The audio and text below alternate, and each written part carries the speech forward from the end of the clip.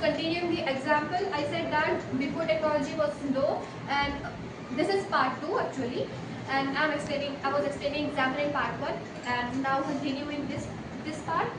I said that agriculture was having two phases. Like one phase was before technology was introduced, and other phase was after technology introduced. Before, when technology was not introduced, there was the agriculturist portion was dependent on rainy season, and after technology was introduced, then the electricity was introduced, and after that borewells was introduced.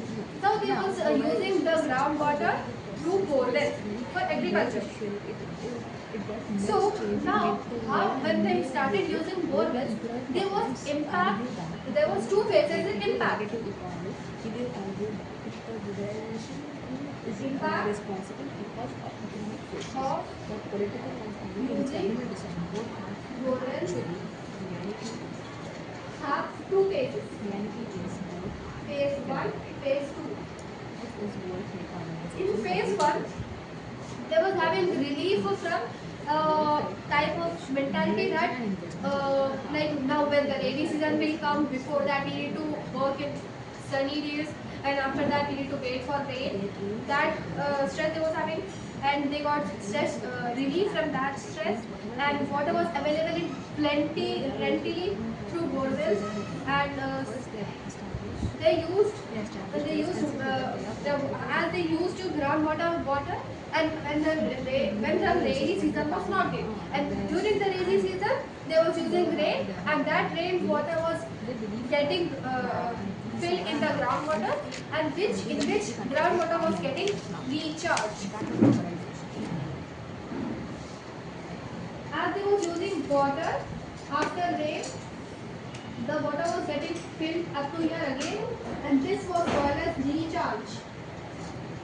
When groundwater is used halfly by the people in before the rainy season, and after rainy season it used to get recharged. Now when they was getting dependent on this, and they was not thinking of groundwater, and they was using plentiful. In second phase, what happened? First phase recharge. In second phase, they used groundwater in beyond limit, that even after recharging groundwater, it was not enough for them to use water. Groundwater was depleting in second phase. Now overuse was causing threat, and apart from this, the water was decreasing. The pesticides and chemicals which they were using for the pest control in their agriculture, there was also because of the rain, instead of recharging, the chemical was going down, and whatever the water was, how much water was present, it was also getting destroyed. As quality was deteriorating of the water underground, the quantity also decreased of the groundwater table. 59% of districts in India used hand pumps and wells, and this caused for unsafe drinking because of the chemicals introduction in the groundwaters. The water was becoming unsafe to drink. Now here sustainable development comes. Development meeting needs present without compromising ability that future generations meet their own needs. So now here, what this generation is doing, they are completing groundwater tables and deteriorating the groundwater tables quality and quantity. So when we die, other generation after us which comes, they will not be able to use the groundwater tables water, right? So here sustainable development comes. So here the human should control of bore wells.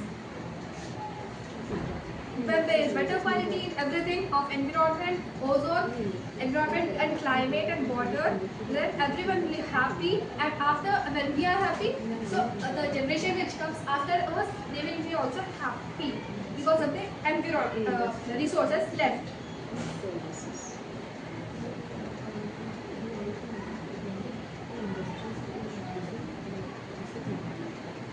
Consequences that was held, that was the people were facing was because of the resource use in terms which impacted environment, and which induced serious damages beyond carrying capacity of the environment.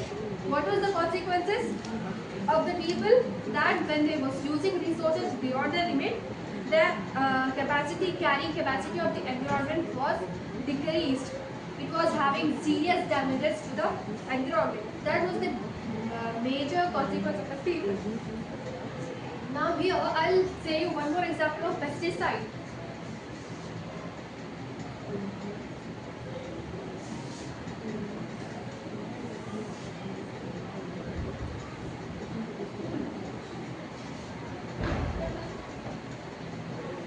Using pesticides.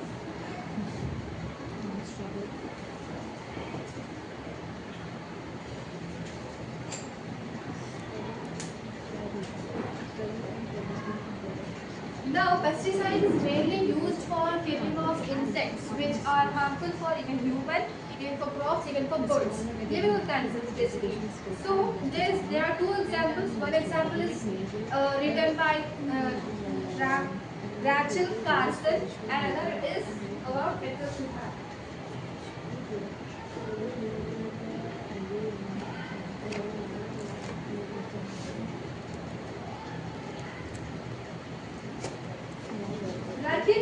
Carson actually wrote a book on environment depletion, including what was happening to the environment. Basically, there was a time before where the people used to kill mosquitoes. There was a chemical named DDT. DDT. This was a chemical which was spread into the air to kill the mosquitoes, which was harming birds and humans. Now they was not putting on humans and birds. They was spraying the spray onto the own walls and onto the trees and onto the environment, so that the mosquitoes could not harm the birds and humans.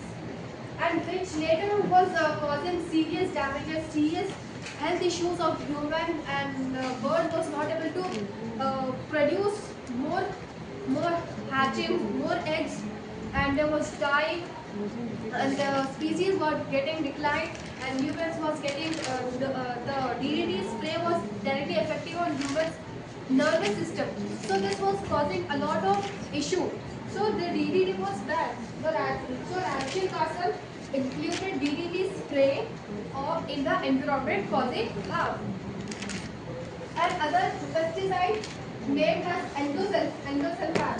This is a type of chemical actually, and this is a pesticide used in India for on cashew crops.